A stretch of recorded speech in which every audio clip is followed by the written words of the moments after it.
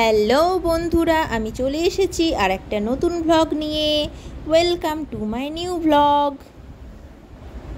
যাবো কি যাব না ভাবতে ভাবতে শেষমেশ রেডি হয়ে বেরিয়েই পড়লাম।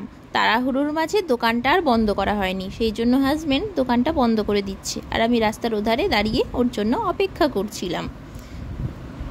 ওই দেখো কোথায় যাচ্ছি সেটাই তো বলিনি, যাচ্ছি বহরমপুর শ্রাদ্ধ বাড়ি। হ্যাঁ, আমার মামা দাদু এই রিসেন্ট মারা গেছেন, ওনারই আজকে শ্রাদ্ধানুষ্ঠান। ঠিক দুপুর যখন 2টো আমরা পৌঁছে গেছিলাম অনুষ্ঠান বাড়িতে। ইনিই আমার একমাত্র মামা দাদু। দীর্ঘদিন মৃত্যুর সঙ্গে লড়াই করার পর উনি এখন চিরনিদ্রায়।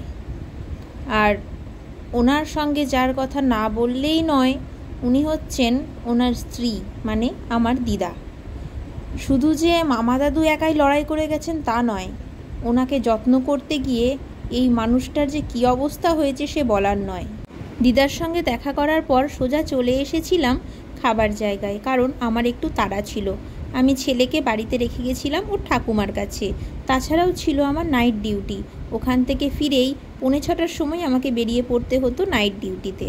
তাছাড়া ওখানে গিয়ে আমার সকলের সঙ্গে দেখা হয়ে গিয়েছিল। আমার ভাই, আমার দিদা, ওরাও বসে পড়েছিল, চেয়ারও ফাঁকা ছিল, সেই জন্য আমাকেও বসার জন্য তারাও তাড়া দিল, আমি বসে পড়লাম। ক্যামেরাটা দিয়েছিলাম আমার মামাতো বোনের হাতে।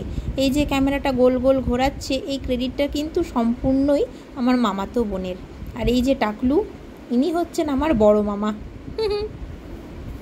খাওয়া দাওয়া অলরেডি শুরু হয়ে গেছে। ও মেনুটা বলি, মেনুতে ছিল ভাত, ডাল, শুক্তো, পটল চিংড়ি, কাতলা কালিয়া, দই, 2 রকমের মিষ্টি, চাটনি, ব্যাস।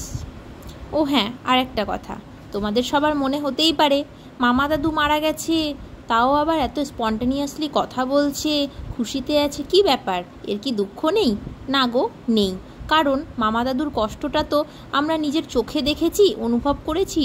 সেই জন্য উনি মারা যাওয়াতে আমাদের মনে হয়েছে উনি শান্তি পেয়েছেন। উনি যে কী পরিমাণ কষ্ট পাচ্ছিলেন সে তোমরা যদি না নিজের চোখে দেখো তাহলে বুঝবে না, আর দেখবেই বা কী করে? উনি তো এখন আর নেই, তাই দেখার প্রশ্নও নেই। তো যাই হোক, সব শেষে 2 বোনে বসে একটু গল্প করে নিচ্ছিলাম। অনেকটাই দেরি হয়ে গেছে, প্রায় 4টে, এবার বেরোতে হবে। তো চলো বেরিয়ে পড়ি। Tata, bye bye.